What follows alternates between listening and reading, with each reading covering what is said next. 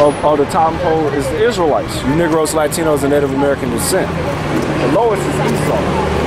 Okay, and then you got all the other heathen nations that's in between. Okay? All right. Psalm 75 and 6. Start at verse 4. Psalm 75 and 4. I say unto the fools, deal not foolishly, and to the wicked, lift not up thy horn. Now, who's the fools? Hold that. Okay. Job chapter 30, verse 7. Which I was going to ask for that. Among the bushes they brayed, yep. Under the nettles they were gathered together. Now, this is going during the time of the Dark Ages, which so-called white man never really goes into the history of the Dark Ages, because the reason why they call it the Dark Ages was because dark nations was ruling, which those dark nations was you Negroes, all right, and those that they call now Negroes, West Indians, and Haitians. They were ruling all in Europe, Spain, as the Moors, all right, as kings over Ireland, Scott, the Wales, the British. Okay, the original people of those lands that was ruling during that period known as the Dark Ages, those were all you so-called Negroes, West Indians, and Haitians.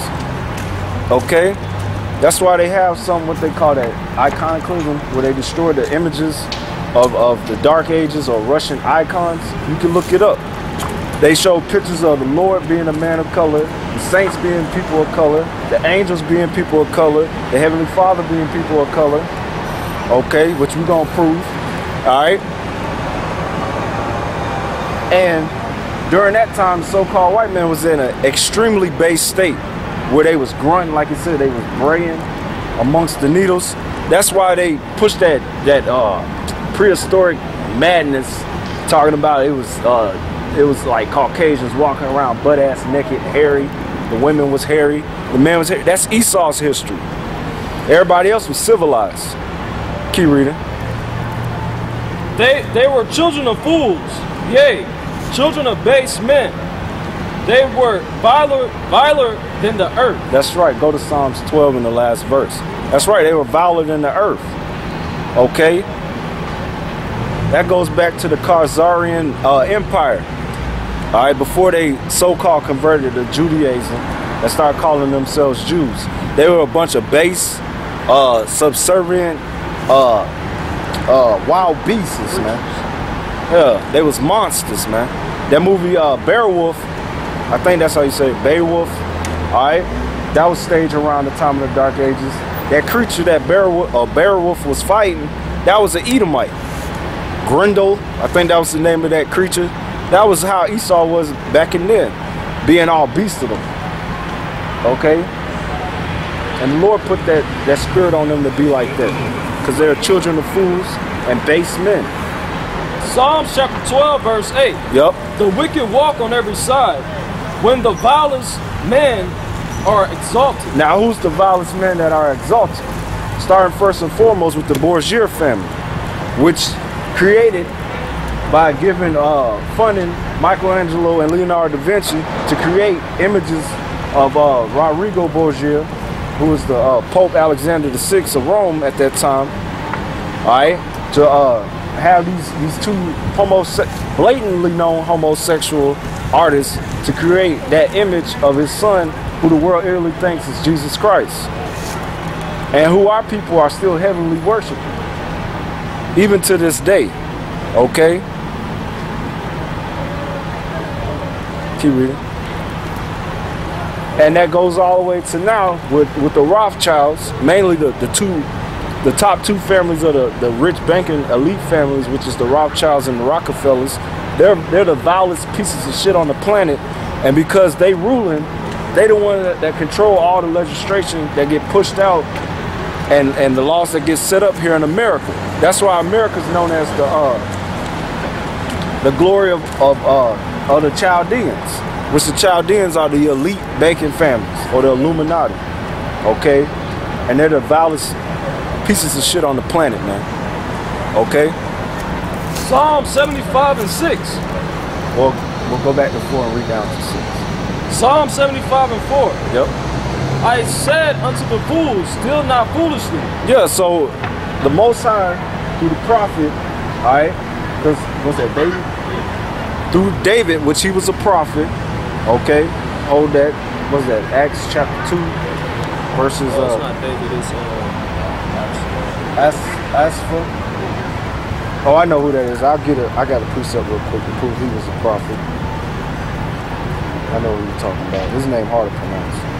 This is 2 Chronicles chapter 29 verse 30. It says, moreover, Hezekiah the king and the princes commanded the Levites to sing praises unto the Lord with the words of David and of Asaph the seer. And they sung praises with gladness, and they bowed their heads in worship. Now Asaph, it said that he was a seer. This is 1 Samuel 9:9 to prove what a seer is. Sloppy.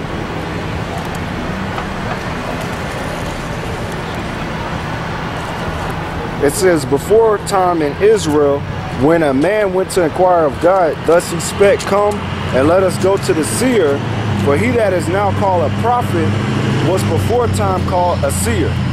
So Asaph, which is the author of this psalm right here, is a prophet. And he's prophesying about Esau, okay? Telling him not to boast or uplift himself. So go back to that, call it out. Psalm 75:4. Yep. I said unto the wicked, to fools, deal not foolishly, and to the wicked, lift not up thy horn, the horn. Yeah, your power, which we about to approach the time where Esau gonna flex, man. Flex mainly on you Israelites. When I mean flex, I mean come with his military might, the sword, which is his blessing, to execute the judgments of the Lord by putting 2/3 of you to death by means of pestilence, famine, martial law, Third World War with the draft war in these concentration camps, and with the mark of the beast, which is basically gonna seal your doom to get blown to smithereens by these ICBM thermonuclear missiles. Lift not up your horn on high, speak not with a stiff neck. Now how they speak with a stiff neck? Promoting and bragging about, oh, well, America's gonna be here in 2050. Or our plans is to do this in 2016. Or we're gonna establish our new world order, all right, and enslave the whole, which they come out and say shit like this. Okay? That's boasting, man. And this right here too. Psalm 73:8. They are corrupt. They speak wickedly concerning oppression. How they speak wickedly concerning oppression? One, they suppress the Israelites, all right, by not allowing, like we just had the Channel 9 News, which is the main news channel down here in the Carolinas, right? They see us. That's has to be about the 5th time they done seen us within a year's span. And within the past 2 or 3 weeks, that's like the 4th time they done seen us. Either on the other corner where we set up or right here.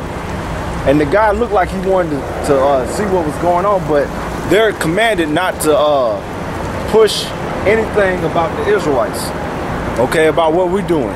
And then they suppress us on YouTube and other channels, all right, by either deleting our accounts, flagging videos, setting up false prophets to teach lies, all right, rewriting the history books to remove slavery, all right, and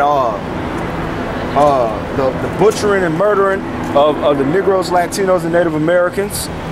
They try to remove that from the history and make up their own history. That's speaking oppression lawfully against oppression.